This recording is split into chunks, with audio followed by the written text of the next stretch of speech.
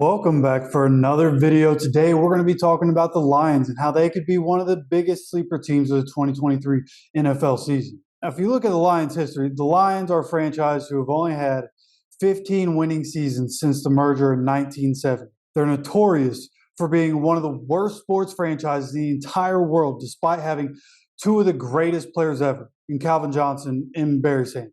They have the Bobby Lane curse. That is a very old curse. You can go look that one up. The Calvin Johnson curse. Some people don't believe in curses. I'm not one of those people. Some of them I do. The Lions have been cursed for a very long time. But they're in the process of mending their relationship with Calvin Johnson. Just a coincidence. The Lions are starting to win games when that started to happen. I'm just saying. Okay? It's 2023 now, and this Lions team is built different, literally and figuratively, right? And if you want to start with the coaching, when the Dan Campbell era started and he was talking about biting kneecaps, everyone made their jokes. And after one season, his time in Detroit was a bit of a joke. Things didn't go well in Detroit in year one for Dan Campbell and his group of guys, a bunch of ex-players as coaches, and it didn't look like it was going to work out at all. But then you look forward to 2022. Him and his coaching staff were able to turn the ship around. And they became quite the powerhouse over the last half of the 2022 season. Statistically, they had the 32nd ranked defense in 2022, but they finished the year with the 4th ranked offense in the NFL. Right, so if you look forward to 2023, the roster is upgraded and is only going to get better when Jameson Williams comes back from his suspension after week 6. Right, and if you stay with the offense, the real question is whether or not Jared Goff can lead this team to the playoffs and on a playoff run. From 2021 to 2022, he had 1,200 more yards, 10 more touchdowns, and one less interception on his way to having 4,438 yards, 29 touchdowns, and 7 interceptions. Right, and they ended up finishing the season 9-8 after starting the season 1-6. So if you look forward to 2023, Goff is going to have more help. They brought back Marvin Jones, returning to Detroit, and bringing him back makes the Williams suspension less disruptive early in the season, right? And then you bring Williams back after week 6. So the passing offense itself, there are going to be plenty of options for Jared Goff. They drafted Sam Laporta. It's expected that he's going to play a big role and he's going to be a good tight end in the NFL. Then you look further. Go to the running backs. Last year, they had DeAndre Swift and Jamal Williams. This year, they draft Jahmyr Gibbs. They signed David Montgomery. And you add that to the receiving threats that they have, they're going to be able to have the flexibility to do basically whatever they want. They can run the spread offense or they can go power. It doesn't really matter for them. They can do anything they want. And Ben Johnson showed last year that he has the capability to be a great play caller.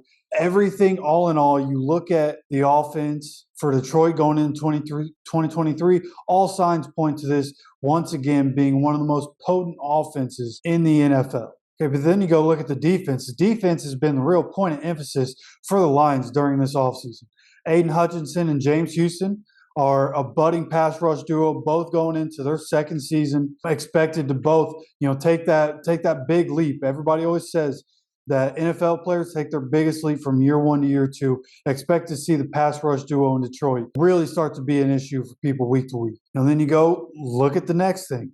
They're deep at the linebacker position. They have some absolute dogs, including Jack Campbell, who they just drafted. They drafted Malcolm Rodriguez last year.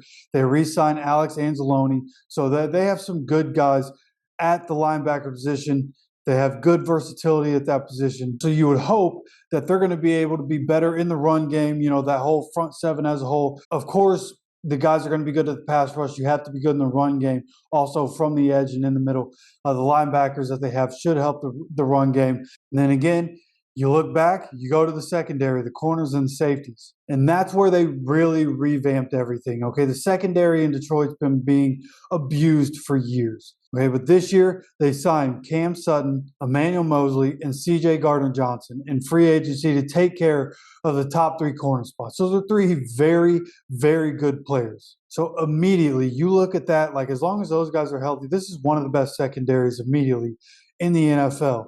And then you look further than that. They went on to draft Brian Branch, the safety out of Alabama, to play in the back end with Kirby Joseph, who was really good for Detroit last year, a ball-hawking safety. Somebody had 8 pass deflections last year. I believe it was 6 interceptions last year. So having them to back up those top 3 corners that they signed, like, their secondary is incredible. Like, for what it should be, I expect Brian Branch to be really good in the NFL. Their secondary should be one of the best in the NFL. Should be able to help the run game. You don't have to have guys in your secondary supporting the front 7. So when you really look at it, I wouldn't be surprised if the Lions had a top 5 defense in 2023. Okay, so you take everything into account from the coaching to each position on the roster. The Lions are really only a sleeper because of the history of the Lions. Like, I feel like if you take the Lions and made them the Cowboys, right? You just swapped them, swap rosters. Now they're the Cowboys. Everybody would be talking about how the Cowboys are going to the Super Bowl with this roster. And I think that's factual. I think if you take an objective look at what they have and what they're building, I think the Lions are going to be really good in 2023. The sky is the limit for Dan Campbell in this group in 2023, and I wouldn't be surprised if they were the sleeper team that ended up making a Super Bowl run, especially being in the NFC. With as weak as the NFC is, of course, you have the powerhouses like the Eagles and 49ers that you have to get past, but for the most part, NFC is pretty wide open, especially compared to the AFC.